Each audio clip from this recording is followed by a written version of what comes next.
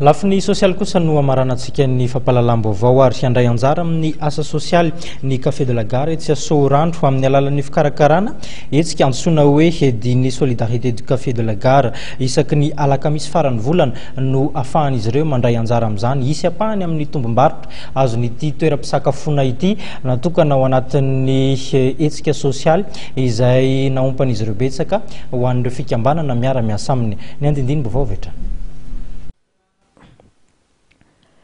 Ufandraisany anjara amin'ny fanampiana ireo sokajin'olona marefo dia miara-miasa amin'ny fikambanana ny Café de la Gare Sorano ao anatin'ny etsika misalotra ny anarana hoe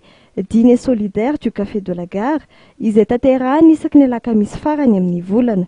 Ny 12 isanjaton'ny tombom-barotra amin'ny restaurant mandritra ny etsika dia arotsaka any amin'ny fikambanam-panao Sasoa efa voafantina mialoha.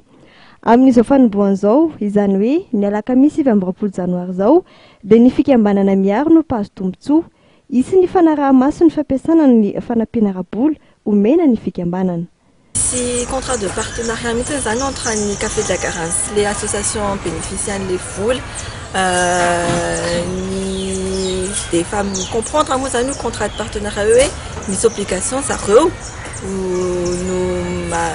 m'informer anay c'est nanaovany an'le vola moa zay koa efa prévoir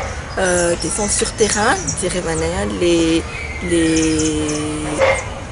les vokany le zay nanaovany zareo an'le vola moa zany dia ny pourcentage bénéficien'ny association loha un petit voalohany ty de 15% du CA hors taxe ny dégagé amin'ny soir an'le dîner dégagé amin'le dîner moa zany. Tsy misy fiakarany raha ny fanazavana ny tsara ny sakafo mandritra io etsika io ary ny fahatongavana amin'ny sakafo any toerana dia efa fandraisana anjara amin'ny fanampiana ireo sokajin'olona marefo. Anampiana amin'ny fampitaovana olona manana fahasembanana ara-batana amin'ny tongotra ny vola azo ny fikambanana miaro amin'ity etsika voalohany ity raha ny fanazavana tompona andraikitra tao anivony ity fikambanana ity. Misokatra amin'ny fikambanana rehetra moa ny Café de la Gare ary ireo fikambanana efa nijoro ara-panjakana roa taona sy efa nanao asa fanasoavana sy tsapain-tanana tao anatin'ny roa taona no ho raisina ho mpahazo tombotsoa. Dia izay vaovao sosialy izay ihany koa toko lasa toko vavy no anakatonantsika indray ny pejin'ny fampalalam-baovao tamin'ity takariva ity azadino amin'ny rapitsa zomany fivoahan'ny gazety ny lehilahy moderna gazety mahery eto ny tinambara dia isorany ianao tany tokantrano tany nanaraka ny fampalalam-baovao hatramin'ny farany manome fotoana ao no ny tenako ho amin'ny manaraka indray veloma tompoko.